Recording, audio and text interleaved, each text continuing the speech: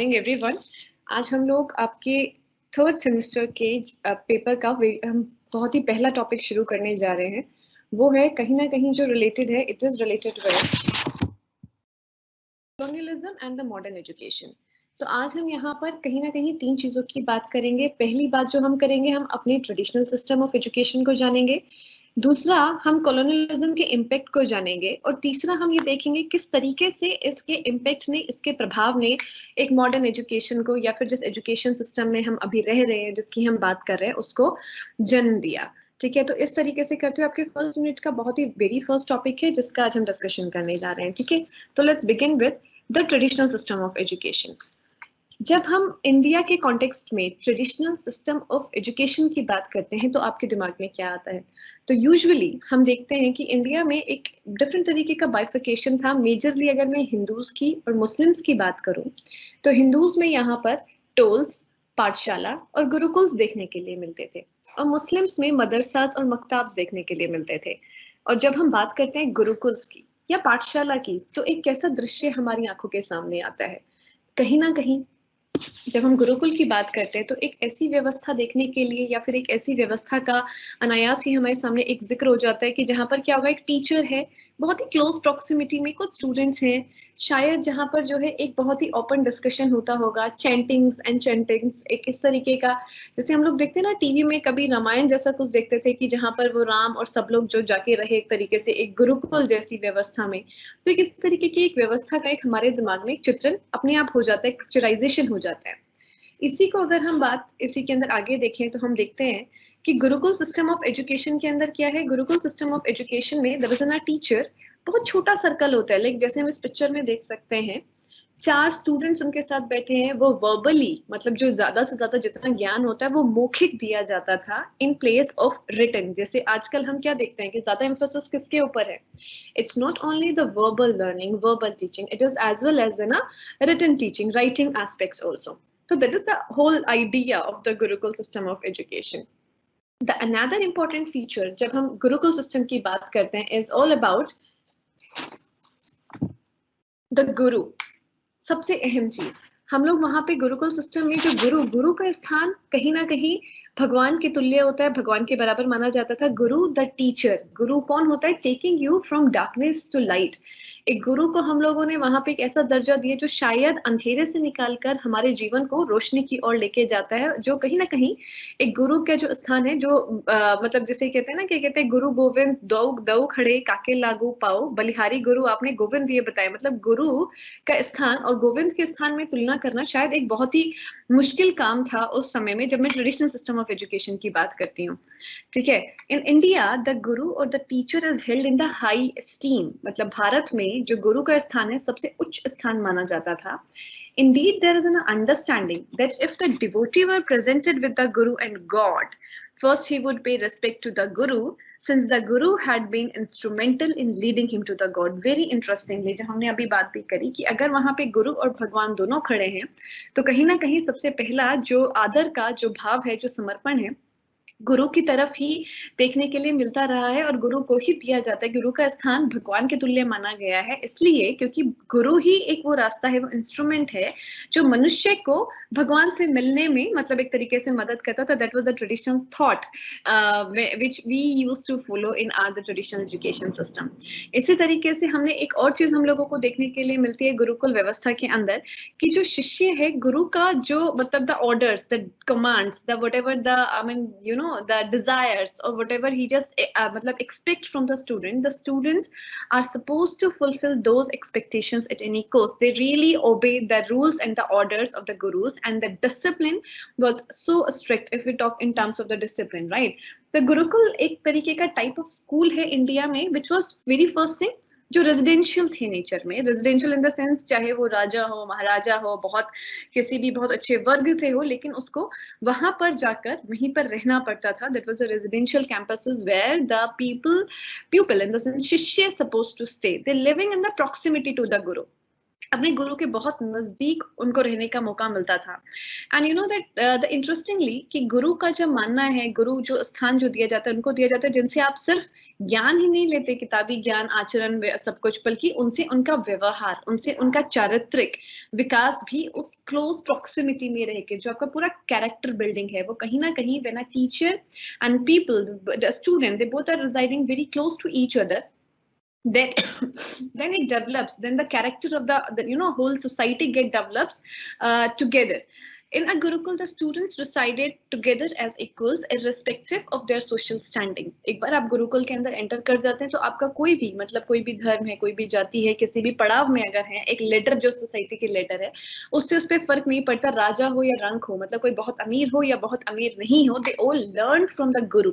वो सभी गुरु से सीखते हैं and they help the guru in his day to day life. और वो अपने गुरु की जो डे टू डे लाइफ में जो काम है उन काम को करने में उनकी मदद करते हैं, और जो काम और जो ड्यूटी जिसको असाइन की जाती है वो ड्यूटी उसको परफॉर्म करनी ही होती है। At the end of his studies the people offered dakshina, you know we all heard about like Eklavya से अंगूठा मांग लिया था, तो दक्षिणा मतलब जब वो उनकी पढ़ाई खत्म हो जाती है then the people are supposed to offer the dakshina to the gurus, and it is known as a guru dakshina, and it is a traditional gesture of acknowledgement, respects and thanks. So that's all about the gurukul system or the traditional gurukul system. यहाँ पर जो मैंने इसी की बात करने की मतलब करने के लिए सोचा था। But what is common, you know, when we talk of the traditional system of education, either in terms of like you know maktabs and madrasas or in terms of pathshalas and the gurukuls, these are the 5 very interesting common features in the traditional system of education. ये 5 common feature है जो आपको I mean you know across any system आपको देखने के लिए मिल जाएगा। सबसे पहला दैट इज द जमींदार्स और फ्रॉम द लोकल रिचमेंट। जितने भी स्कूल्स हुआ करते थे, मतलब हम ट्रेडिशनल, हम गुरुकुल व्यवस्था से जब पाठशाला व्यवस्था में आए और पाठशाला व्यवस्था को जब हम लोगों ने देखा कि उनका मैनेजमेंट कौन करता है, जैसे अभी भी मैनेजमेंट होता है सेम ऐसे ही मैनेजमेंट पहले भी था, लेकिन जो स्कूल्स थे वो जनरली जो है जो कंट्रीब्यूशन जिनका ज्यादा था वो जमींदार्स का था और वहाँ के लोकल रिच मेंस का था। जो वहाँ के एक होता है ना कि जो वहाँ के जो लोकल जो पैसे वाले लोग होते थे उनका कंट्रीब्यूशन उसके अंदर स्कूल को रन करने के लिए हुआ करता था। Second, there was emphasis on the classical language. जो curriculum की अगर हम यहाँ पे बात करें, in the curriculum the main emphasis was on classical language. अब classical language कौन कौन सी थी, जैसे संस्कृत, अरेबिक और पर्शियन, ठीक है। तो इन सारी लैंग्वेजेस पे ज्यादा एम्फेसिस था and subjects of classical Hindu, और जो सब्जेक्ट्स वहाँ पे मतलब जो इम्पोर्टेंस इनको दिया जाता था, subjects of classical Hindu and Islamic traditions like grammar, logic, law and you know metaphysics, medicines etcetera, इन सब सब्जेक्ट्स पे ज्यादा एम्फेसिस था। That was our classical, I mean जो हम लोगों का जो ट्रेडिशनल सिस्टम था एजुकेशन में, उसमें कुछ क्लासिकल सब्जेक्ट्स थे, कुछ हमारे एक traditional subjects, classical language and traditional subjects जिनके ऊपर इक्वली एम्फेसिस दिया जाता था, और या फिर ये कहें कि जिन पर ज्यादा एम्फेसिस दिया जाता था। Third common feature, the third common feature is that the women were generally they are debarred from the formal education system. महिलाओं को पढ़ने के लिए बहुत ज्यादा जो formal education system है, ठीक है, formal education system like while going to the school, while sitting in the school, while getting the degrees and all, तो उस formal education system से महिलाओं को debarred किया गया था, women were debarred usually. Fourth thing, you know that like जैसे कि हैंड रिटन मैन्युस्क्रिप्ट्स, उस टाइम पे बहुत ज्यादा कुछ राइटिंग के लिए इतना सारा कुछ नहीं था, ठीक है। तो उसके अंदर क्या होता था, जितनी भी सारी चीजें, क्योंकि प्रिंटिंग मशीन नहीं थी till 19th century, 19th century के बाद आपकी प्रिंटिंग मशीन्स आई, उन सब का मतलब उसके बाद प्रिंट होना शुरू हो गया, लेकिन जब तक चीजें प्रिंट नहीं थी तो ऐसा नहीं है उनके पास स्टडी मटेरियल नहीं था। प्रिंटिंग मशीन से पहले जब तक ये सब प्रिंट टेक्नोलॉजी नहीं आई थी, तो जितने भी हैंड रिटन होती थी मैन्युस्क्रिप्ट, वो हैंड रिटन होती थी ना, वो जो ताड़ का पत्ता एंड ऑल, उसके ऊपर वो लोग लिख के अपना मैन्युस्क्रिप्ट जो है लिखा करते थे, तो that was the time of the hand written manuscript. Then another thing, I mean like though, I mean Sanskrit अगर हम लोग बात करें कहीं ना कहीं संस्कृत as a language की, तो Sanskrit language was the exclusive domain of the Brahmin. Brahmins की भाषा मानी गई थी कि उसके ऊपर कहीं ना कहीं ब्राह्मण्स का एक आधिपत्य था, कि अगर संस्कृत भाषा है तो कहीं ना कहीं इसके ये मतलब ये ब्राह्मण्स की भाषा होगी संस्कृत भाषा। बट जो रिपोर्ट्स हैं जो 19th सेंचुरी की, अगर हम लोग ट्रेडिशनल सिस्टम ऑफ एजुकेशन की बहुत सारी रिपोर्ट्स देखें या कुछ आर्टिकल्स या बुक्स देखें, तो उसमें हमने पाया है that known upper caste and the scheduled caste has also the representation in the lower level schools. जो lower level school होते हैं, because there is a level, right? Lower level and then the higher level and the universities level. तो lower level schools में आपका जो है scheduled caste और even those who are the non upper caste, those who are not Brahmins, उनका representation भी कहीं ना कहीं देखने को मिला है. Fifth, the role of state, very important. Role of state बिल्कुल ना के बराबर था अगर हम यहाँ पर बात करें, और या फिर बहुत ही छोटा, बहुत ही कम रोल होता था. द स्टेट हैड लिटिल और no role in school education. Though I mean जो किंग्स होते थे वहां पर, the king would patronise the people from famous for their learning. मतलब लाइक हालांकि ऐसा देखने के लिए मिला है जो जमाने के राजा महाराजा थे वो बच्चों मतलब जो स्टूडेंट्स थे उन स्टूडेंट्स के एजुकेशन को फाइनेंस करते थे, एजुकेशन को बढ़ावा देने के लिए बहुत सारे प्रोग्राम्स करते थे और उसको बढ़ावा देने के लिए बहुत सारी नई नई कुछ योजनाएं भी लेके आते रहे. लेकिन स्टेट का जो रोल है वो ना के बराबर था. वहां पे ज्यादा इन्फ्लुएंस किसका था? जमींदार्स का था और लोकल रिचमैन, जो लोकल वहां के जो रिच लोग थे उनका था. ठीक है, ये था हमारा ट्रेडिशनल सिस्टम ऑफ एजुकेशन. अब आगे बढ़ते हैं. अब क्या हुआ, ट्रेडिशनली हम पढ़ाते हुए आ रहे थे, लेकिन अब ब्रिटिश क्या हुआ, ब्रिटिशर्स भारत आ गए.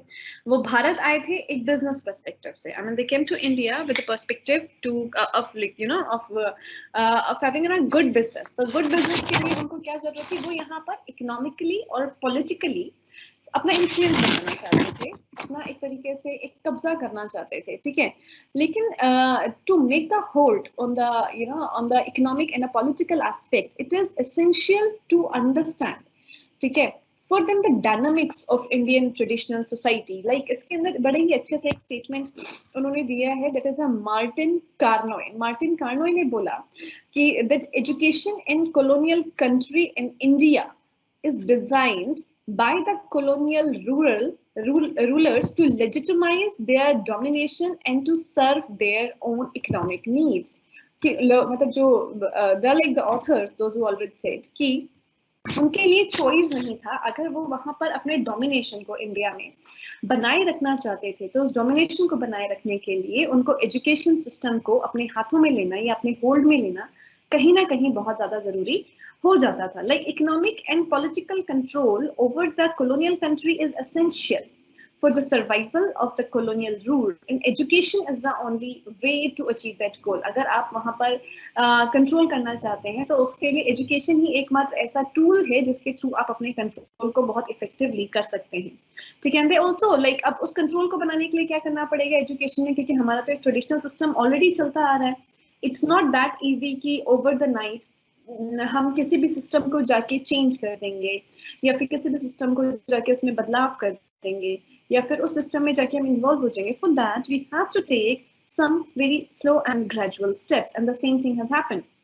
Then what happened, the Britishers, they tried to make an attempt to develop through education. Education के through उन्होंने कोशिश करी develop करने की a new set of values, कि एक नई values वो generate कर सकें, and justification for the colonial rule.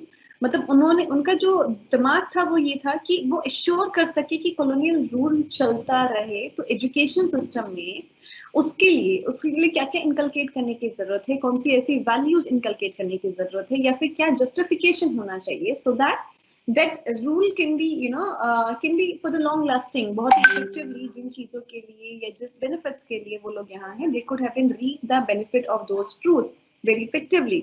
ठीक है, thus the education loses its independent identity and becoming a subordinate to the political power. And that was the time जब कहीं ना कहीं एजुकेशन ने अपनी जो इंडिपेंडेंट आइडेंटिटी थी वो खो दी और वो क्या हो गया, पॉलिटिकल बेनिफिट्स के साथ मर्ज होना शुरू हो गई.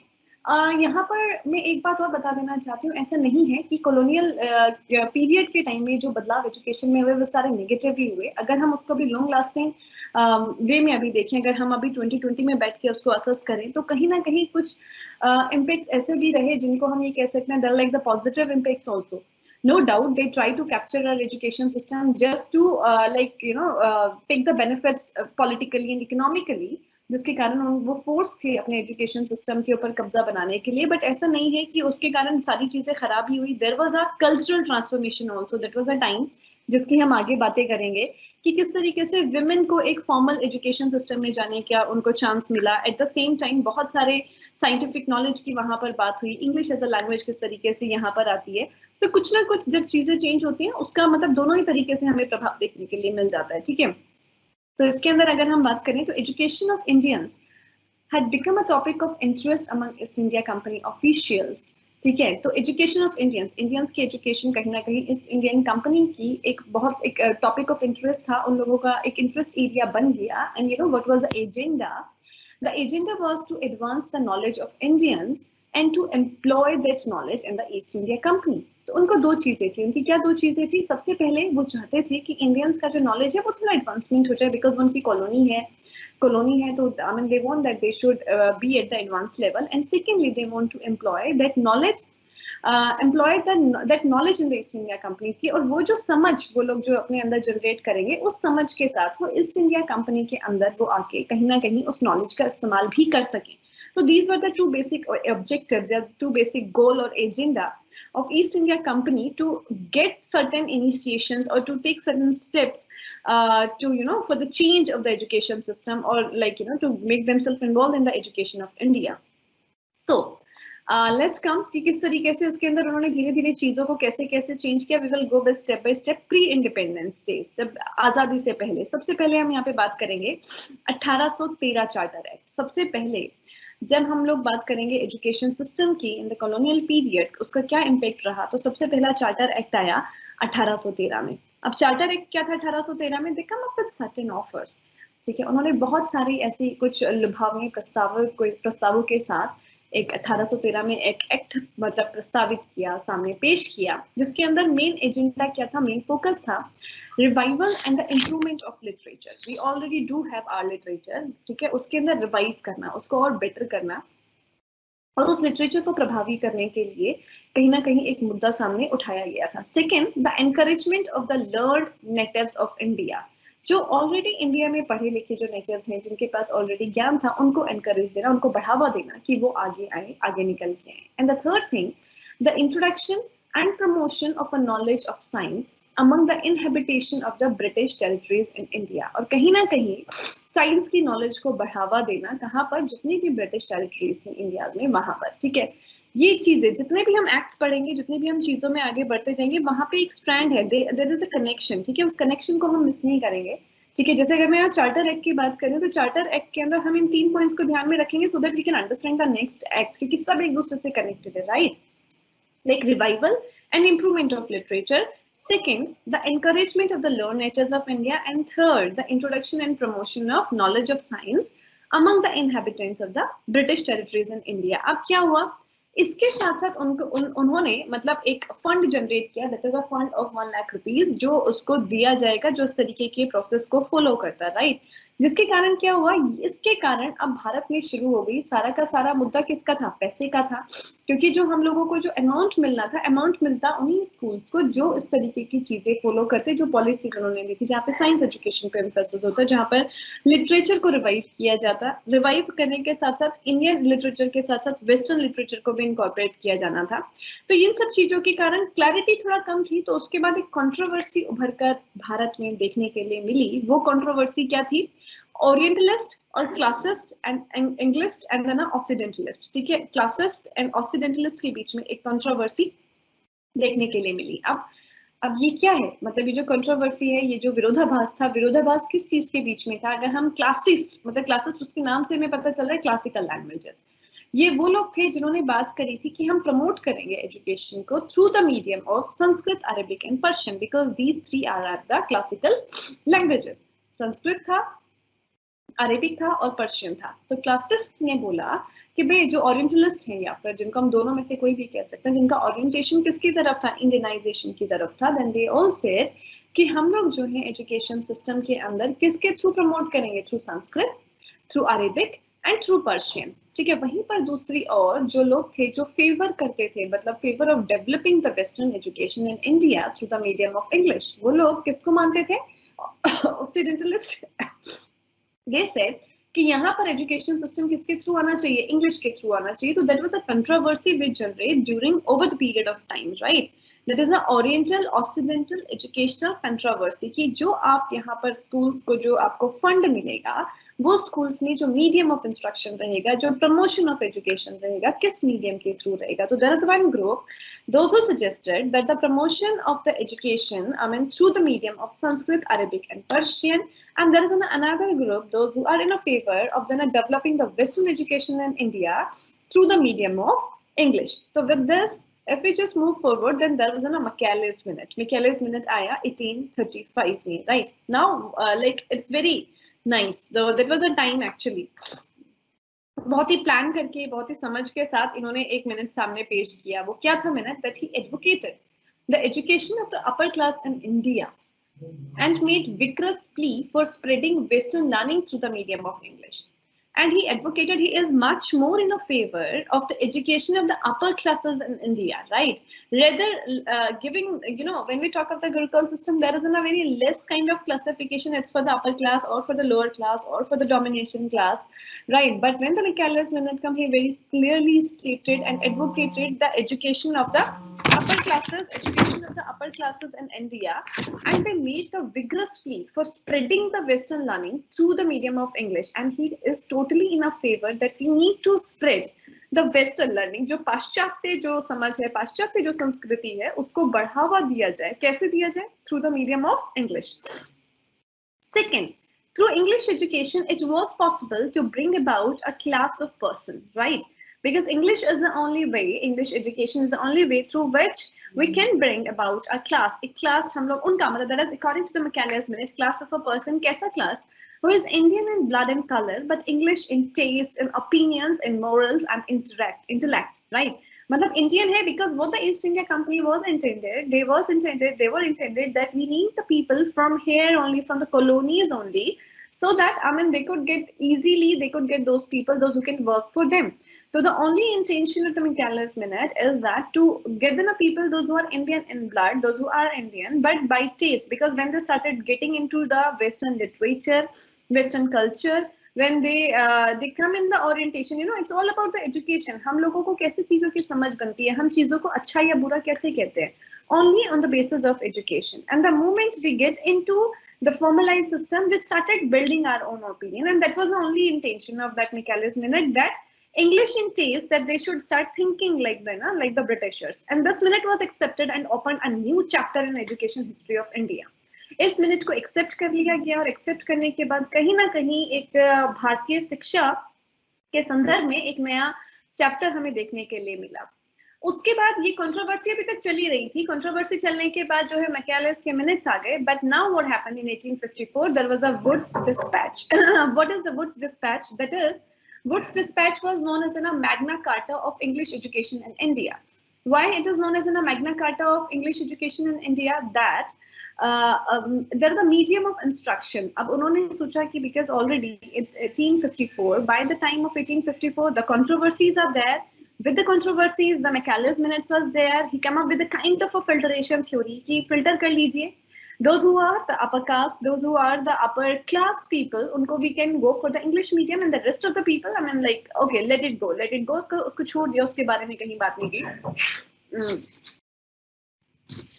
The medium of instruction, that is English and the vernacular language. Magna Carta of English education in India mein, the medium of instruction is either English and the vernacular language, dono hongi. Second, the grant and aid, the gradual transfer of the government institution to the management of the local bodies.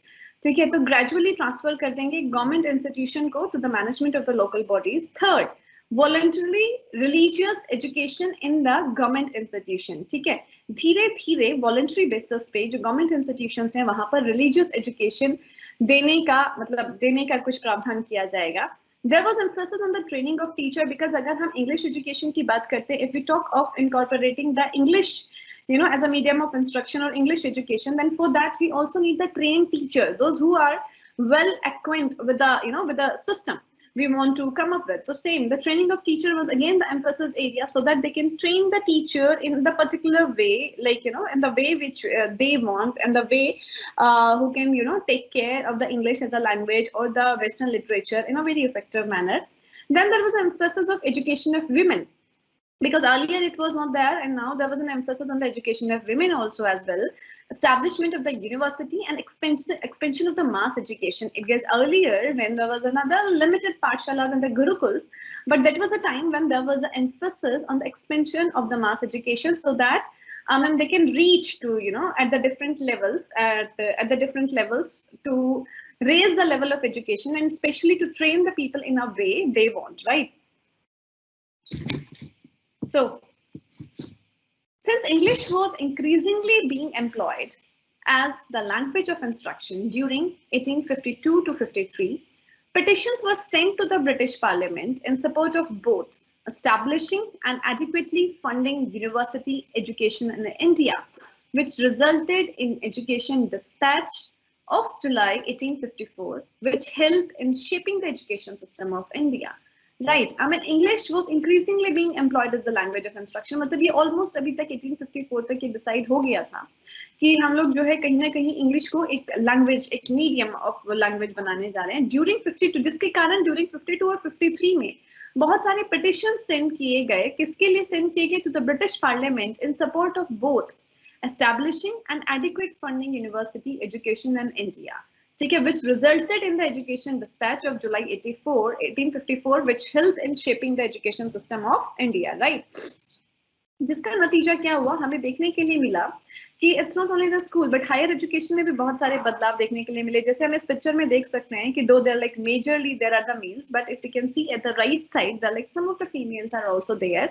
They got the access to higher education, they got the universities get open up for the females as well. Then the Britishers established a department of public instruction in each province of the British India.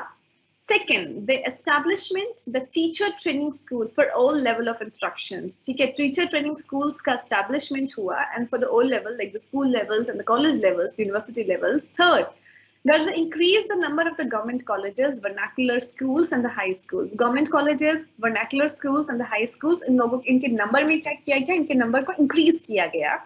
Then the Department of Public Instruction was in place by 1855. By 1857, a number of universities were established, modeled on the University of London. It is again a very big thing. That is, University of London का एक अपना structure था. While talking about of establishing the universities in India, we somehow followed that the model of the University of London. Education reforms in the early 20th century led towards the nationalization of many universities. तो बहुत ज़्यादा जितने भी education reforms आए 20th century में, they led towards the nationalization of many universities.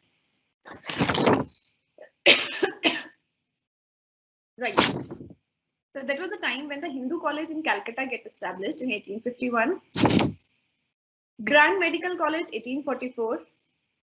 University of Bombay come in existence in 1883.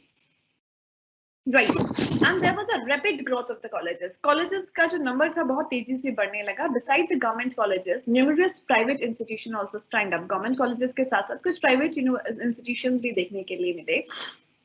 These universities considered that university examinations were designed for male sex only. But again, there was one issue कि उन university ने बोला कि जो university examination है, okay, the girls can come and get the education and get the knowledge. But when it comes to examination, when it comes to the degree award, then it should be get limited to the male sex only. It was only in 1877, 1877 में ऐसा पहली बार हुआ था that the Calcutta University through the matriculation examination open to girls. That it was only in the 1877 that the Calcutta University ने एक matriculation exam open किया girls के लिए. This was followed by the Madras in 1881 and Bombay in 1883.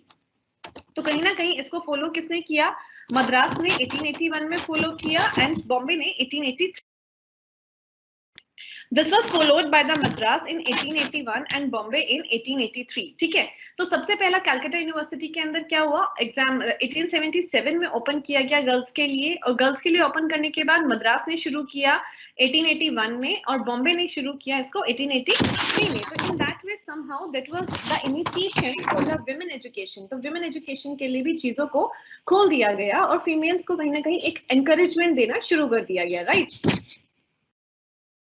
Now it comes to the Hunter Commission. Hunter Commission, again, अपने आप में that was an important kind of foundation stone when we talk of the education system, especially in the current education system where we are still standing. And इसको हम लोग कहीं ना कहीं, it's not only the Hunters Commission, rather it is also known as an Indian Education Commission, 1882 to 83. That was the time जब Lord Ripon जो है appoint हुए थे फर्स्ट इंडियन एजुकेशन कमीशन के लिए on February 3rd 1882 with sir William Hunter. ठीक है, तो लॉर्ड रिपन को अपॉइंटमेंट दिया गया था और किसके साथ दिया गया था? सर विलियम हंटर के साथ. And the emphasis was on the indigenous education, क्योंकि ऑलरेडी बहुत कंट्रोवर्सी बढ़ रही थी, इंडियन होना चाहिए, वेस्टर्न होना चाहिए, क्या होना चाहिए, किसको ग्रांट मिलना चाहिए, किसको ग्रांट नहीं मिलना चाहिए, कौन से कॉलेजेस को ग्रांट मिलेगा, कौन से स्कूल्स को ग्रांट मिलेगा, क्या सिर्फ उन्हीं स्कूल्स को ग्रांट मिलेगा जहां पर इंग्लिश पढ़ाई जाएगी, और अगर वहां पे वर्नाकुलर लैंग्वेज पढ़ाई जाएगी तो क्या उनको ग्रांट नहीं मिलेगा? अगर ग्रांट नहीं मिलेगा तो ऑफ कोर्स वो जो लेवल है जो हम एक्सपेक्ट करते हैं किसी स्कूल का, या मतलब टीचर्स का, टीचर ट्रेनिंग किसको, मतलब किस तरीके की ट्रेनिंग मिलेगी, कौन से टीचर ट्रेंड होंगे, क्या होगा, तो there were lot of chaos going on. So that was a time when the Hunter Commission came into the existence, when he visited India also. So Lord Ripon unko appoint kiya tha, and then only he came to know that there is a need of encouragement of the indigenous education. Indigenous education ko bhi encourage karne ki zarurat hai. Third thing, there is need to give emphasis on the primary education. Primary education ko bhi emphasis dene ki zarurat hai. Then next, the secondary education and grant in aid. It's very interesting. Secondary education ke context mein unhone bola that at least one model high school is established in such district where the people themselves are not wealthy enough. Right, secondary education को बढ़ावा देने के लिए बोला गया that we need to establish one model kind of in a high school in which districts the people themselves are not wealthy enough. I want you to take to the very, in a very beginning when I talked about that, especially when we talk of the education in India, there was a main role of those people, those who are the local rich and those who are the zamindars and those who are wealthy people of the local area. But when we talk of the secondary education and grant in aid, तो उन्होंने बोला, Britishers ने, they come up with a proposal that at least we need to establish the one model high school so that where the people are not wealthy enough. Then the bifurcation of the secondary education, it is again very interesting point, like one leading to the entrance examination of the universities and other to fit youth in the commercial and the known literacy pursuits कि secondary education का bifurcation कर दो. ठीक है, क्योंकि सभी लोगों ने तो secondary education से universities में नहीं जाना, तो आप क्या करेंगे, उसको bifurcate करके कुछ जो youth है जो उसको commercial activities में involve होना है, जो आगे नहीं जाना चाहता है, तो वो इसके अंदर, मतलब ये एक category हो गया. दूसरा category हो गया one leading to the entrance examination of the universities. दूसरा category जो entrance examination देगा universities के लिए. तो these are the two bifurcations which come into existence because of the Hunters Commission. Then the higher education rate of aid according to the strength of staff. ठीक है, higher education में जो add मिलेगा, जो fund मिलेगा, जो grant मिलेगा, it is according to the strength of the staff, their expenditure, their maintenance and the efficiency. ठीक है, वो कितने एफिशिएंट है, वो कितना वेल मेंटेन्ड है, किस तरीके का उनका खर्चा है और कितना स्ट्रेंथ है. Again, there was also the focus on the women education and the religious education. So it's all about the Hunter Commission, and somehow we can say that Hunter Commission is also known as an Indian Education Commission because that was the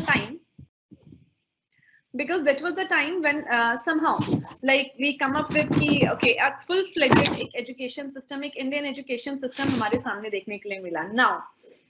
Now we are in 83. तो let's talk of the Indian education system post independence. अभी भारत को आजादी मिल चुकी है, post independence के बाद education का क्या हाल रहा. तो let's begin with the primary education. हम लोग यहाँ सबसे पहले बात करेंगे प्राइमरी एजुकेशन की.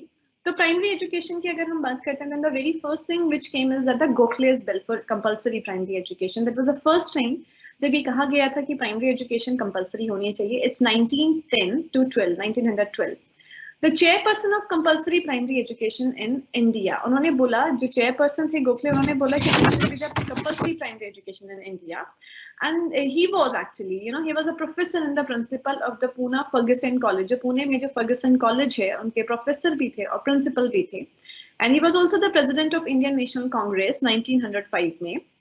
What he demanded? He demanded for the compulsory education was strengthened by the fact that the Gavaikar of the Baroda has introduced compulsory education throughout his state in 1906.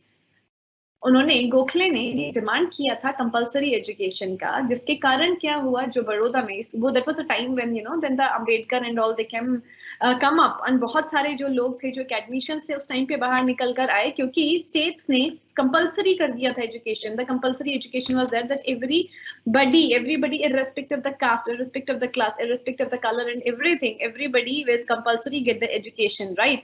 And the bill was basically based on the Compulsory Education Act of England 1870 and 76. So कहीं ना कहीं एक परिवर्तन की शुरुआत हो गई थी, especially in the context of the primary education with this Gokhale bill. Following the independence in 1947, ठीक है, अब आजाद हो गए, 1947 में पहुंचे Maulana Azad. India's first education minister recommended the strong central government control over education throughout the country with a uniform educational system. Maulana Azad ने आजादी के बाद बोला कि वो he was actually the India's first education minister. उन्होंने recommend किया strongly with a great emphasis that the central government control over the education through out the country, कि सेंट्रल गवर्नमेंट को क्या बना लेने की जरूरत है, एक कंट्रोल बनाने की जरूरत है through out the country with a uniform educational system, ताकि जो उसके अंदर जो एनोनिमसिटी है या फिर जिसे कहते हैं जो वेरिएशंस है, उस वेरिएशंस को कहीं ना कहीं एक यूनिफॉर्मिटी में बदला जा सके और एक देश, एक शिक्षा, एक पहलू के साथ शायद चीजों को देखने का नजरिया बनाया जा सके, right. Then now what happened, उसके बाद जो है 1947 से हम पहुंचे 1948 में. हम प्राइमरी एजुकेशन की बात कर चुके हैं, गोखले बिल की बात कर चुके हैं. तो अब आता है हमारे सामने यूनिवर्सिटी एजुकेशन कमीशन और the Radhakrishnan commission. Radhakrishnan commission का मतलब, राधाकृष्णन कमीशन में that was the first education commission of the independent India, क्योंकि भारत आजाद कब हुआ, भारत आजाद हुआ 1947 में. भारत के आजाद होने के बाद ये पहली बार था जब उसके अंदर क्या हुआ, एक इंडिपेंडेंट इंडिया का एजुकेशन कमीशन बना, and that is the university education commission. The government of India appointed this commission in 1948. 1948 में government ने इसको appoint किया. This commission consists of 10 members under the chairmanship of Dr. S. Radhakrishnan. Dr. S. Radhakrishnan के under 10 members का उसके अंदर 10 members का उसके अंदर गठन किया गया. And what was the intention of this commission is to study the problems of university education in India and to suggest the improvement for the development of university education. University education की शुरुआत University of London के model के basis पे हो चुकी थी, but बहुत सारा हमारा एग्जिस्टिंग सिस्टम में कुछ चैलेंजेस थे, कुछ इश्यूज थे, तो जिसको स्टडी करने के लिए और उसको इम्प्रूवमेंट देने के लिए क्या क्या सजेस्टेड इम्प्रूवमेंट्स हो सकते हैं, उसके लिए इसको डेवलप किया गया. And the second is to reconstruction of universities are essential for the economic development after independence. उनको कहीं ना कहीं रिकंस्ट्रक्शन करने की भी जरूरत थी इंडिपेंडेंट के बाद, ताकि उसके अंदर कुछ कुछ चीजें जो है हम चेंज कर सकते, ठीक है. And what was the basic recommendation, उन्होंने बहुत सारी, राधाकृष्णन ने अपनी रिकमेंडेशन दी, जैसे टीचिंग स्टाफ को लेके, the quality of university education depends upon the quality of teachers, so they should attempt to improve the quality and qualification. teaching staff को लेके उनका अपना था, duration of course क्या रहना चाहिए, working days कितने होने चाहिए, like you know that the first degree, duration of course आपका first degree कितने years का होना चाहिए, then schooling कितने साल का होना चाहिए, like this kind of ideas. Then there was emphasis on the research facilities, there was emphasis on the reformation of the examination system. I mean, there should be reform in the method of examination. Essay type question should be supplemented by the objective type of questions and oral tests, because earlier there was objective test, and the Radhakrishnan Commission advocated that in the university setup there is an essay type questions also be get incorporated with the objective test questions, right. There is an emphasis on the professional education, the UGC, and the medium of instruction is very interesting. The commission suggested that in addition to the mother tongue and Hindi, English should be taught as the secondary and the university level, and English should be the medium of instruction for the higher education. So the language को लेके भी उन्होंने बात करें, medium of instruction, there is emphasis on the religious and the moral instructions as well, and like scholarships, etc. Right? So same in that way, if you move forward, then we came to the secondary or the Mudaliar Commission, 1952 to 53. Secondary education के लिए पहले हमने क्या पढ़ा, Gokhale bill पढ़ा, then we came to the very first independent India के अंदर that was the first was the university education commission. University education commission के बाद हम पहुंचते हैं secondary or the Mudaliar Commission 1952 to 53. The aim of the Secondary Education Commission is to inquire into the problems of secondary education, because again there was an ground level, there was again a challenges at the secondary education, and the aim is to inquire into the problems of secondary education. Second, the organization and content of secondary education and its relationship to the primary and higher education, organize करना उस content को, secondary education को, ताकि एक relationship देखा जा सके किसके साथ, primary and higher education. That is actually secondary education एक ऐसी कड़ी है जो कहीं ना कहीं प्राइमरी को भी कनेक्ट करती है और हायर को भी कनेक्ट करती है, it makes a complete loop of the education system, right? And the recommendations, the major recommendations were, the duration should be 7 years. The children between the 11 to 17, it should begin after 5 years of the primary education. Primary education जब 5 साल की ले लेगा तो उसके बाद बच्चा secondary में आएगा. Again, the mother tongue or the regional language should be the medium of instruction throughout the secondary stage. The existing textbooks should be modernized. ठीक है, the mother tongue और the regional language क्या होना चाहिए, medium of instruction majorly होनी चाहिए. ज्यादा emphasis किस पे था, मदर टंग के ऊपर, right? And existing text book should be modernised. Step should be taken to open the multi-purpose schools to provide the vocational courses. Multi-purpose schools को खोलने का प्रावधान दिया गया ताकि आप उसके अंदर vocational courses को भी चला सके. And then the uniform system for the selection and appointment of the teachers. एक ऐसे सिस्टम की बात करी गई जहां पर एक यूनिफॉर्म सिस्टम की एक ऐसे सिस्टम आ जाए जिसके अंदर क्या है, selection and appointment of the teacher. Uniform system for the selection and appointment of the teacher. ऐसे नहीं कि भाई कोई भी टीचर अपॉइंट हो रहा है, no, there should be a fixed criteria that how we are selecting a particular teacher, how we are making the appointment, giving the appointment to the teacher. So there should be a need for a uniformity, right? Then अब हम इसके बाद आगे बढ़ते हैं. आगे बढ़ के हम यहाँ पे पहुंचे, कहाँ पहुंचे? The very important commission, again the Education Commission 1964 to 1966. There is a Kothari Commission, and Kothari Commission की जो opening line है, the opening lines was, the destiny of India is being shaped in the classroom, right? तो कहीं ना कहीं बहुत ज्यादा emphasis था कि education, because the destiny of India कहाँ shape होती है, it's only in the classroom. According to the commission, the most important and urgent reform needed in education was to transform it and relate it to the life, needs and aspiration of people, and thereby make it a powerful instrument of the social, economic and cultural transformation necessary for the realization of the national goals. National goals को अगर हम focus करते हैं तो उसके लिए भी हमें किस चीज की जरूरत है, हमें जरूरत है social, economic and cultural transformation की. और इसके लिए क्या जरूरत है, इन सब के लिए कहीं ना कहीं हमें एजुकेशन में रिफॉर्म करने की जरूरत है. तो these things are very much interconnected. And the aim of education, उन्होंने जो बात करी, उन्होंने जिन थिंग्स के अंदर या जिनके अंदर जो मेजर जो एरियाज उन्होंने बोला कि education and productivity, education should be directly related with the productivity. Social and national integration की उन्होंने बात करी, एजुकेशन एंड मॉडर्नाइजेशन की बात करी, डेवलपमेंट ऑफ डेमोक्रेसी की बात करी, and social and spiritual values की बात करी through the different recommendation. So these are the basic 5 areas which were touched upon by the Kothari Commission, and he just put a great emphasis on these 5 areas as well. So now what happened, now we are in a state after the Kothari Commission.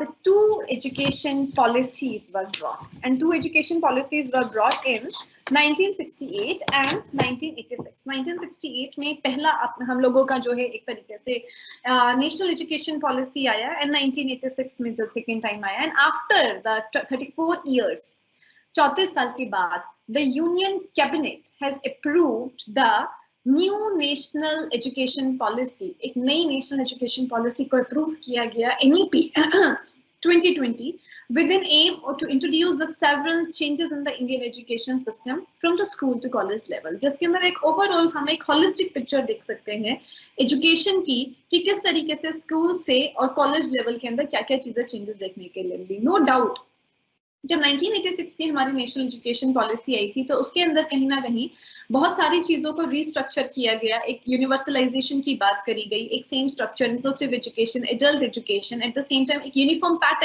Uniform pattern को लेके आने की बात करी गई, एक early childhood care की बात करी गई. बहुत सारी चीजों के अंदर उसके अंदर एम्फेसिस दिया गया, but it's quite long. I mean लेकिन 34 साल के बाद आज यूनियन कैबिनेट ने NEP 2020 को अप्रूव किया, और कहीं ना कहीं हम NEP 2020 में देख सकते हैं कि किस तरीके से ओवरऑल, मतलब अगर हम इंडियन एजुकेशन सिस्टम की बात करें तो ओवरऑल एक स्कूल से कॉलेज लेवल की सारी चीजों को लेके एक मतलब एक थ्रेडिंग करके हम कहीं ना कहीं देख सकते हैं. Like NEP 2020 aims at making India a global knowledge superpower. ठीक है, NEP 2020 का एम क्या है कि एक इंडिया को एक ग्लोबल नॉलेज सुपर पावर बनाया जा सके. The cabinet has also approved the renaming of the Ministry of Human Resource Development to the Ministry of Education. Earlier हम लोग जिसको MHRD बोलते थे, Ministry of Human Resource Development, उसके रीनेम करने के लिए भी इसका अप्रूवल दिया जा सके Ministry of Education, क्योंकि अभी तक हमारे पास कोई मिनिस्ट्री एजुकेशन की as such नहीं थी. तो कहीं ना कहीं it is needed because Ministry of Education where the things can get into, you know, the power in the more formalized and structuralized way. Another thing is universalization of education from preschool to secondary level with 100% growth enrollment ratio in school education by 2030.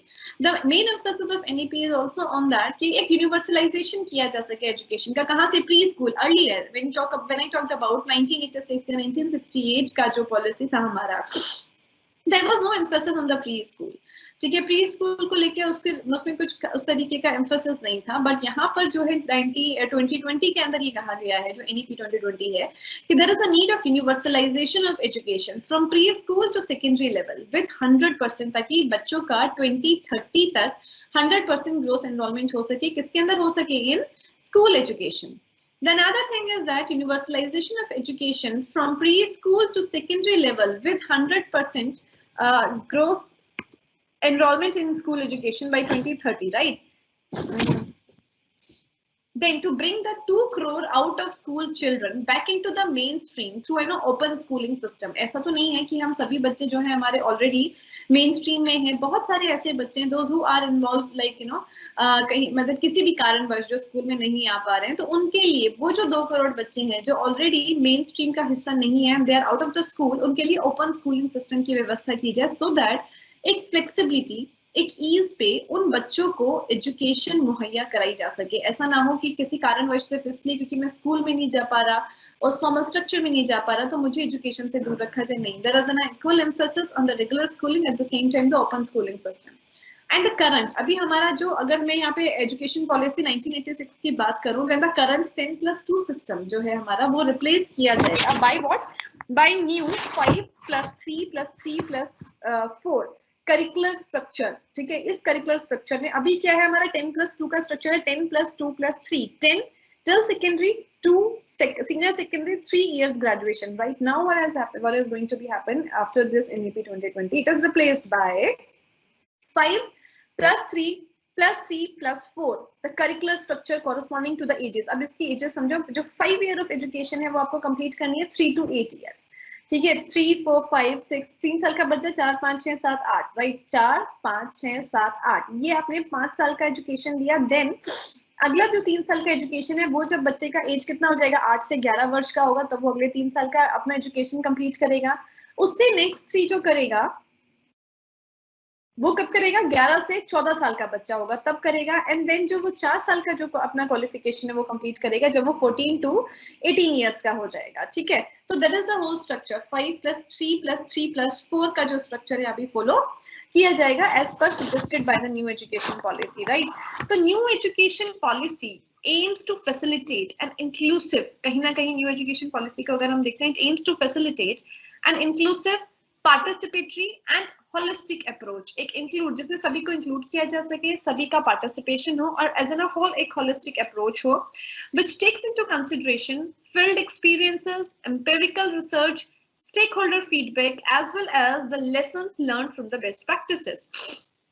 जिसके अंदर क्या होगा? Consideration कर देने, मतलब we need to you know keep into consideration the field experiences, जो लोगों के अनुभव हैं, जो एम्पिरिकल रिसर्चेस हैं, जो रिसर्चेस हो चुकी, जो स्टेक होल्डर का फीडबैक है, because it is very important. Who are the stakeholders? We all are the stakeholders, right? As well as the lessons learned from the best practices, so that we can come up with the best practices to make the reach to each and every child. जो हम लोगों का जो एक आखिर का भी जो बच्चा है उसको भी, ताकि हम अपने सिस्टम से बाहर ना होने दें, या तो हम सिस्टम उसके अकॉर्डिंग एडजस्ट करें या हम उस बच्चे को सिस्टम में लेके आने की कोशिश करें. पर जो भी हमारे पास बेस्ट प्रैक्टिसेस है, उन बेस्ट प्रैक्टिसेस को कहीं ना कहीं एक अभी रियल एक प्रैक्टिकल शेप देने का टाइम आ गया, और शायद इसका न्यू एजुकेशन पॉलिसी का भी कहीं ना कहीं उसी के ऊपर एक एम्फेसिस है. और अगर हम बात करें न्यू एजुकेशन पॉलिसी की, it is a kind of a progressive shift to a more empirical approach to education. ठीक है, progressive shift in the sense हम लोग इसको, it is like growing like you know longitudinally as well as in a vertical, right? तो इसको अगर हम देखें हॉरिजॉन्टल और वर्टिकल दोनों तरीके से वो हमें एक तरीके से बढ़ती हुई नजर आती है कि भाई ग्रोथ भी कर रहा है और ग्रो भी कर रहा है.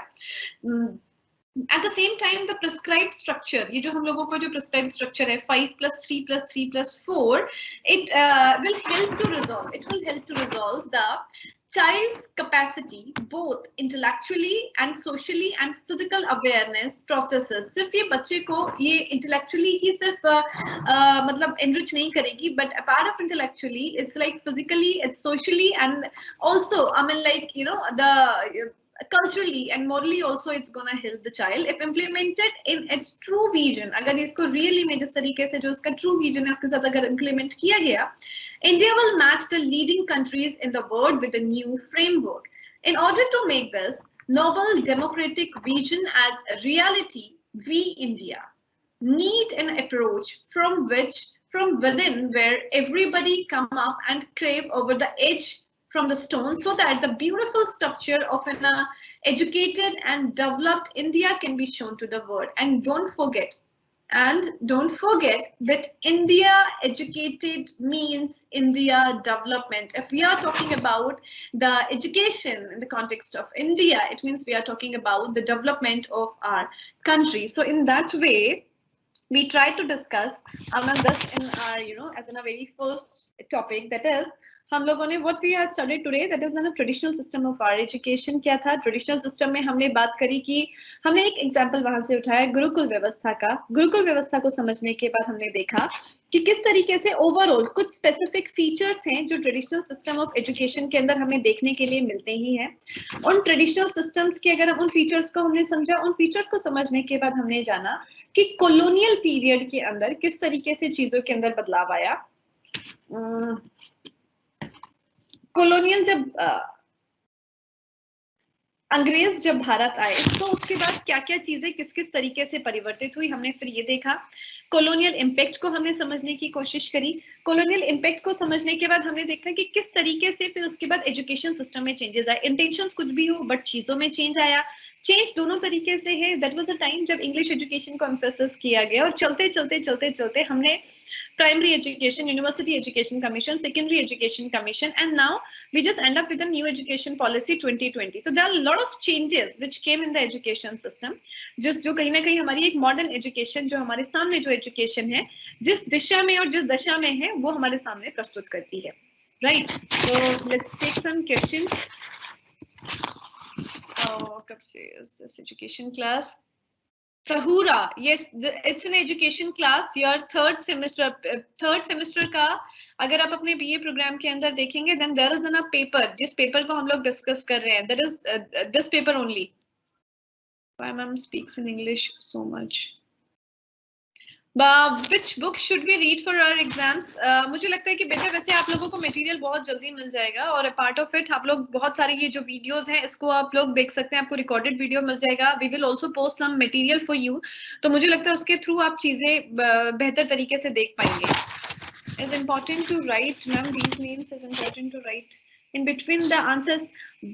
हाँ बेटा, names in the sense जिनका हम लोग नाम दे रहे हैं, जिनका हम लोग रेफरेंसिंग कर रहे हैं, उनका नाम तो हम बताएंगे ना. अगर मान लो कि मैं मुदालियर कमीशन की बात कर रही हूँ और मैं अगर ये ना बताऊं कि मुदालियर कमीशन, मुदालियर जी ने कैसे इसको गठन किया था, कोठारी कमीशन में कोठारी चेयरपर्सन थे, तो बिना कमीशन का नाम दिए तो आप ये कैसे पता करेंगे, क्या कहते हैं कि कि किस तरीके से किसने क्या चीज कही है. Ma'am please explain nation which book to purchase. Hello ma'am. Okay ठीक है, thank you so much. Second सब यूनिट है, उसके साथ फिर हम लोग नेक्स्ट क्लास में इसको डिस्कस करते हैं. Thank you.